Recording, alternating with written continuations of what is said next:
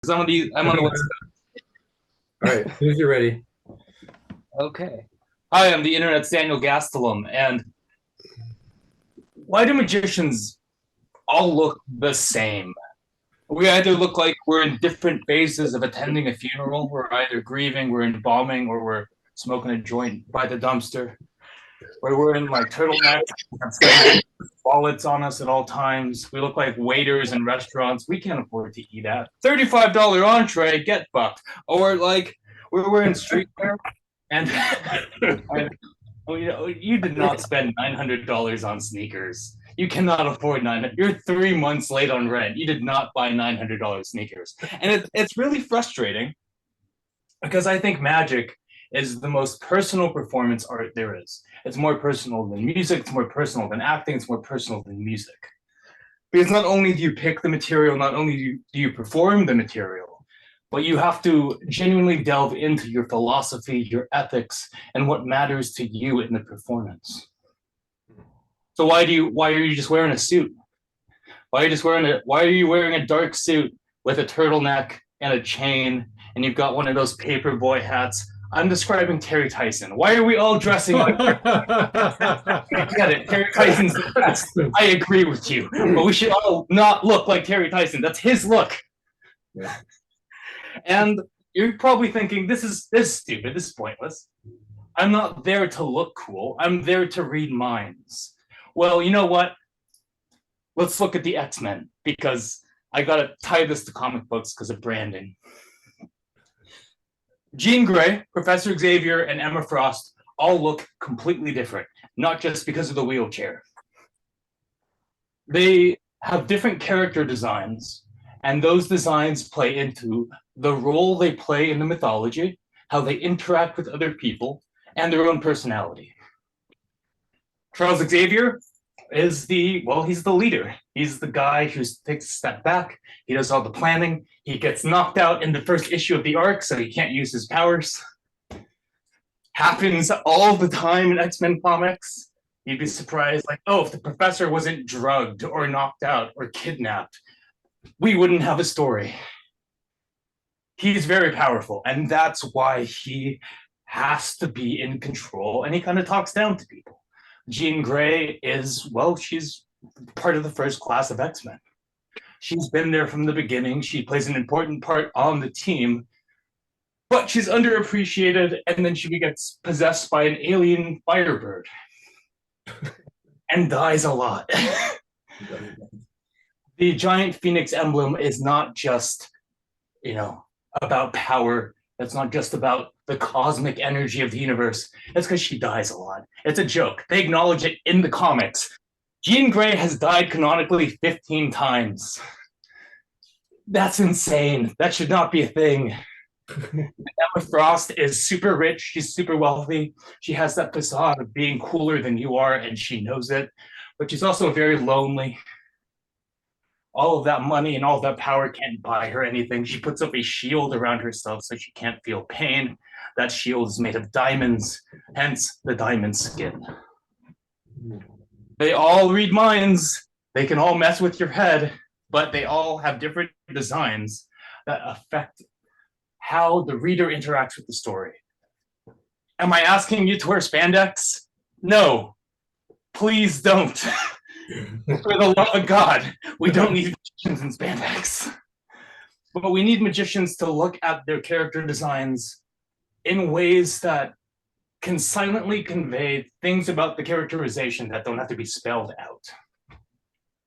So here are my 3 tips on how to start pursuing this. And let's get the obvious ones out of the way first. For a lightning round, get your shit tailored.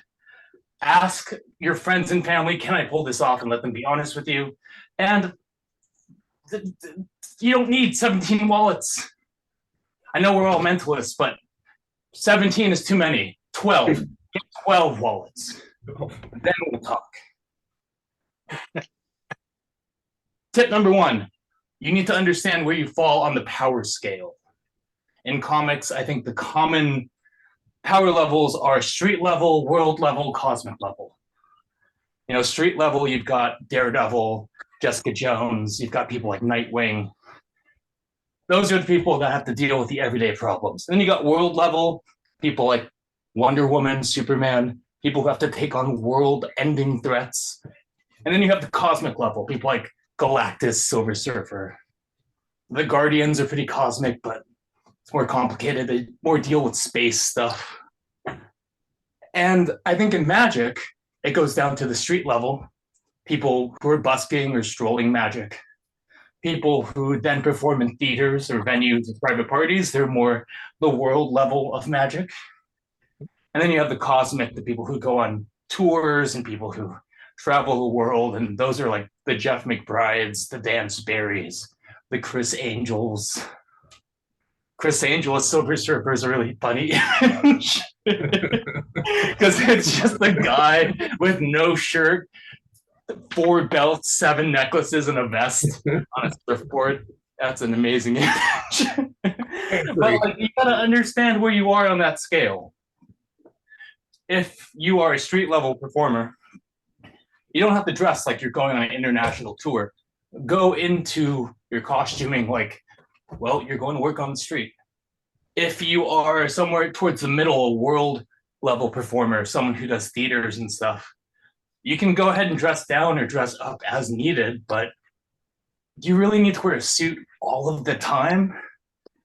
Would it make more sense to find an outfit that accompanies your color scheme and design that isn't always super dressy?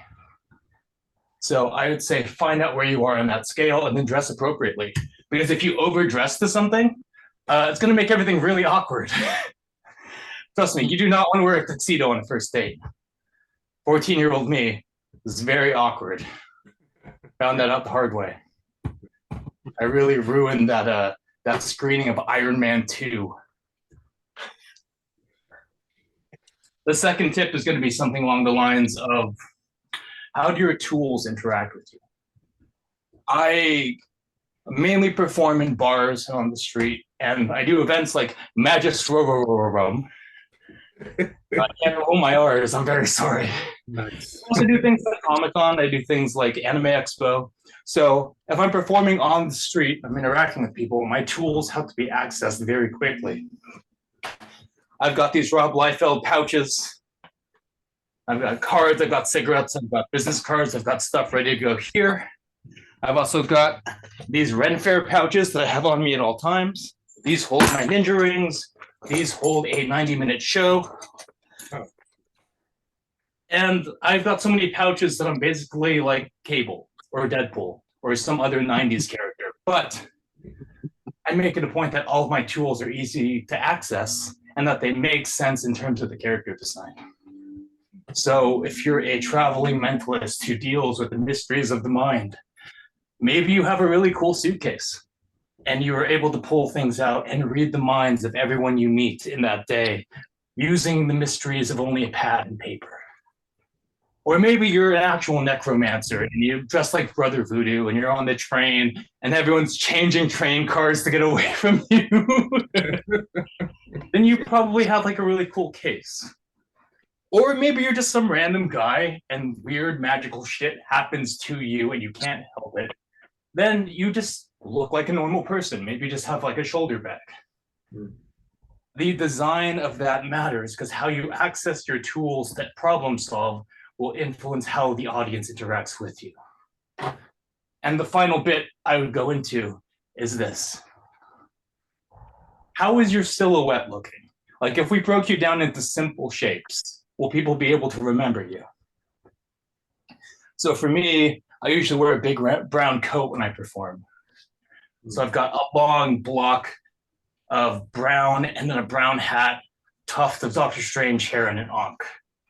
And I decided to go with that because it's pretty easy to draw. I'm a big fan of if a child can draw your character, that probably means you're going in the right place design-wise. It's like Mickey Mouse. We all know what Mickey Mouse looks like because a kid can draw it, and it's very recognizable. But how many magicians can a kid draw and go, oh yeah, that's definitely Terry Tyson. I can tell by the paperboy hat, the turtleneck. You should find a way to break your costume down into simple shapes and figure out what works and what's recognizable and add a prop. So like for me, if you see a guy in a long coat and fucking if you see a guy, oh god, that's a key ring. Oh no, how the linking rings work. I'm totally screwed now. Or like a guy in a brown coat and he's got some rings here. And he's got the brown hat and he's got a terrible John Waters mustache and an onk. You probably know it's me.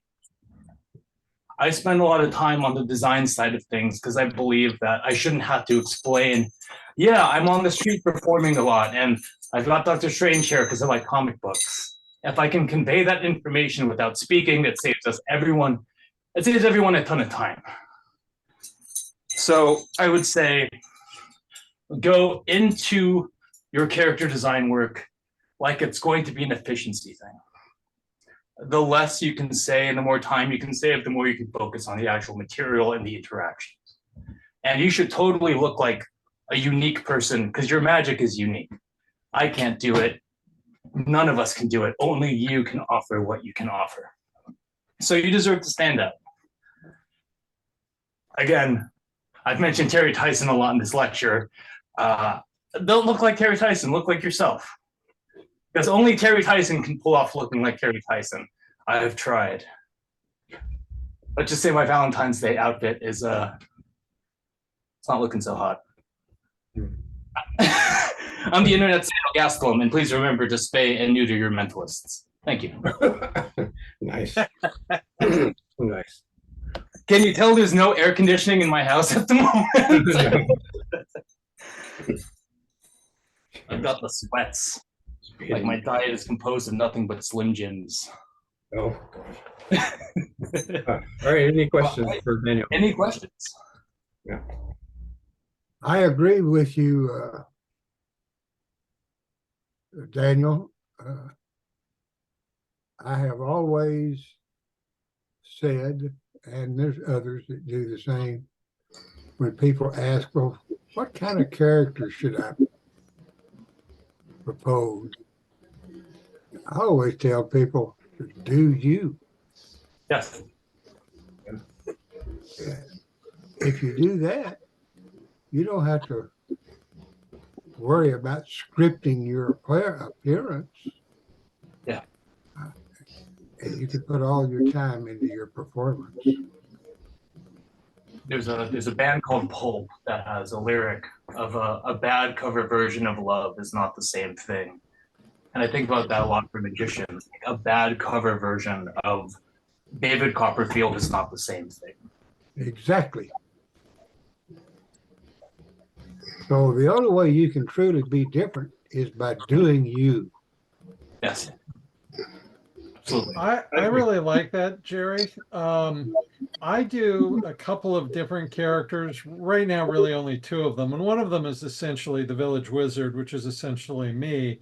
The other one is the Merchant of Miracles, which is me if I was a con man at a Renaissance village, because that's my Ren Fair character. And it's still essentially me, but that me if gives me the ability to sort of spread out and make separate characters without fully divesting who I am. And I think that's been helpful to me anyway over the years. Absolutely. I think the if can also be contrasted with but. Sure. So it's me if thing, or it could be me but subversion. Yeah. I agree entirely. Well, if you do you, you can change that depending on who your sitters are. And you can change your tone, which in fact, if you change your tone, you're changing character. The other thing too. I don't put a lot of thought into it, guys. I'm sorry. I'm just an old codger, 87 years old.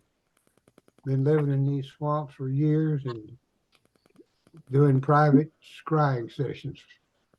Well, Jerry, as someone who just turned 30 and has no idea what he's doing, I've always respected the wisdom that you add onto these sorts of conversations because I'm usually the youngest person in the conversation. And a problem a lot of people my age have is that we think we have it all figured out. So it's really nice to get other perspectives that I don't have. I think Amen. that's how Amen. you get better. Yeah. All right, I'm gonna stop recording. If anybody else has a question, ask it now. Yeah. I do. Daniel. What's All up? right, Yeah. I like what you said about the fact that you need to fit your environment. Yes. Yeah, because I've seen all too many times where people just they don't get it. They don't fit. They show up to do a bizarre show and they're dressed in a suit and tie, and it's like, no, that's not what you don't have to be a wizard with a big hat and all that other stuff. You need to fit. You need to fit what you're doing. And the thing is, you could subvert doing bar magic dressed as a wizard. I've done it, but it makes the job so much more difficult because you have to fully commit. And it's so much easier to commit to what you're doing when you feel like you can just focus on the material and not, I'm dressed like a wizard, how do I justify this? I think dressing appropriately eases so much tension because now they have less questions to ask you. It's no longer, why do you look like Dangolf the Bay? Instead of like, oh, there's just a mysterious guy in the corner with tarot cards. I wonder what's his deal. Yeah, I know. Like I do a lot of kids shows, and believe me, I've got a raft of characters, and I can do all of them. I can change my voice. I can do the whole shot because I'm immersed in that character while I'm performing. And that's good. Completely. that's good. I imagine overdressing for a kid show would be very strange. That's probably a giant red flag waiting to happen. I think that the key is to stay on your theme and fit into your theme. What's your theme? Once you identify that, then the rest will come together. Your set, your costume, the way you act, the way you speak, that all changes. And something I wanted to mention in the talk that I didn't really get to touch on because I wanted to make sure I didn't go over is that I'm not asking for you to spend $1,000 on a costume. I'm asking for you to take what you currently have and apply it in ways that make sense. Don't spend a ton of money to redo your wardrobe. Find where your wardrobe works and make strategic moves to make sure it fits to what you want to do. Mm-hmm. I totally agree. During this whole conversation of trying to fit into the right venue and the right level and everything, I keep picturing Piff and wondering how this applies to a guy in a dragon outfit. He fully commits to the He does. that's how it works. That's exactly 100%. So much commitment. It's beautiful. I agree. Yeah. So, Daniel, first of all, a comment real quick. What's up? What you were saying about all your pouches and stuff, I've always been a firm believer that a superhero is only as powerful as his utility belt. You look at any hero from any movie, even Star Wars, when they raided the stormtrooper costumes, what they keep? The utility belt. Yeah. But tailoring your costume and everything, and tying that in with tailoring the magic, I've got 4 different versions of 3 different magic tricks, and whether I'm doing a kid show as a Hogwarts professor or I'm dressed as a Jedi, the magic tricks coincide with the outfit, and whether I'm doing magic spells or showing the powers of the Force, it's all part of me. It is. And I'm in a weird position when I perform in LA because I have a bizarre show that's 90 minutes on me at all times. But I also have close-up magic and I have things that are visual gags. And tonally, I have to strike the balance between mystery entertainer, street performer, strolling magician, and just general weirdo. And that can be really hard to pitch to someone wanting to hire you because like, well, what do you do? Like, how do you pitch that? And someone on the train pulled me aside and said, hey, you look like you sell rare items, like in an RPG. You look like you sell a rare potion or a cursed book. And I was like, that's it. That's it. That's the pitch. I'm the mysterious figure in plain sight, who, if you talk to, can give you something strange. And so I try to fit that aesthetic as much as possible, and that's a great utility because now I have something to pitch. I can give them examples of wardrobe. I can tell them tonally what they can expect from the material, and all of that goes back into the character design. It was just a guy, a very stoned, being like, "Hey man, have you played Baldur's Gate 3?" Huh. The, Nice. yeah, Right. and the other thing too is that you know, you want to play to people's recognition of what you are. Yes. Right? If I walk in a full suit of armor, they're expecting a medieval show. But that's what I'm wearing. You know, if I walk in with you know, a clown costume, they don't expect a really serious dark show. No, I don't know. Our group, I would expect a clown to promote a dark show. You could Our do next it, lecturer but is John that's not what they're expecting. He's currently queued on the Zoom call. See, I like having a costume where I can subtly, tonally subvert expectations, but that subversion has to make sense within what I'm doing. It can't be I'm a clown and turns out I'm going to be chopping heads off. It has to be something like I'm a clown and here's some magic trick, but I'm also really depressed because I'm a clown working in LA. All right, I'm gonna stop recording. Yeah.